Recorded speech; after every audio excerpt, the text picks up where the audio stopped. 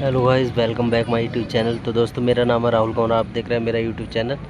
तो दोस्तों, आज के ब्लॉग में दिखाऊंगा आपको काइट फाइटिंग। देख सकते हो भाई, यहाँ पर ब्लू कलर की और हरे कलर की ये पतंग है भाई। और इधर है देखो भाई पट्टीदार पतंग, और यहाँ पर पेचे हो रहे हैं। एक ब्लैक कलर की है और यहाँ पर ये देखो भाई, देख सकते हो जो ग्रीन कलर की है वो कट चुकी है। ये नहीं भाई, अभी नहीं कटी है, छूट गई थी उससे।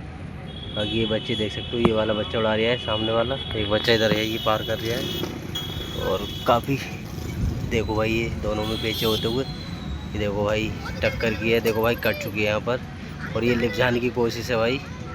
कोई लूटने वाला भी नहीं है भाई, ऐसी गिर गई है, देख सकते हो भाई। और ये देखो भाई बच्चा भागता हुआ जा रहा है पतंग लेकर।